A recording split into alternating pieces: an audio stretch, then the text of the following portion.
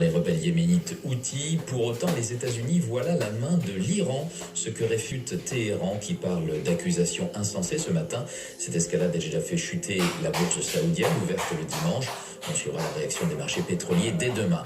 On vote en Tunisie ce dimanche pour des présidentielles à suspense. 7 millions d'électeurs tunisiens sont appelés à choisir parmi 26 candidats. Parmi eux, un Premier ministre impopulaire, un islamiste ou encore un publicitaire sulfureux actuellement en prison. Au Royaume-Uni, Boris Johnson parle d'énormes progrès dans les négociations du Brexit. Dans une interview au Mail on Sunday, le Premier ministre britannique évoque un combat à la Hulk, du nom de ce super-héros de comics américain. Londres et Bruxelles achoppent toujours toutefois sur la manière d'éviter le rétablissement d'une frontière physique entre les deux Irlandes. En France, des heurts et des dégâts à Nantes lors de l'acte 44 des Gilets jaunes. Des Black Blocs se sont infiltrés dans le cortège pour provoquer la police et casser des vitrines dans le centre-ville. Les commerçants nantais sont sous le choc ce matin. Le Rassemblement national met le cap sur les municipales à l'occasion de son université d'été de Fréjus. Il va se concentrer sur les villes qu'il a le plus de chances de conquérir. Marine Le Pen, qui doit parler tout à l'heure à 15h, vise déjà la présidentielle de 2022. Elle compte bien ne pas laisser Emmanuel Macron faire campagne tout seul, dit-elle. Hidalgo en tête, Griveaux et Villani au coude à coude, c'est le résultat du sondage publié par le journal du dimanche. Aujourd'hui, selon l'enquête IFOP fiduciale, Anne Hidalgo, maire sortante, obtiendrait 24% des voix au premier tour contre 17% pour Benjamin Griveaux, le candidat officiel LREM, et 15% pour le dissident Cédric Villani. Rachida Dati pour les Républicains est tout juste derrière avec 14%. Et puis le triomphe du film Boule d'Annie Silverstein au 45e Festival du film américain de Deauville. Il remporte 3 prix du jury présidé par Catherine Deneuve. Merci Vincent, retour de l'information dans une petite heure à midi.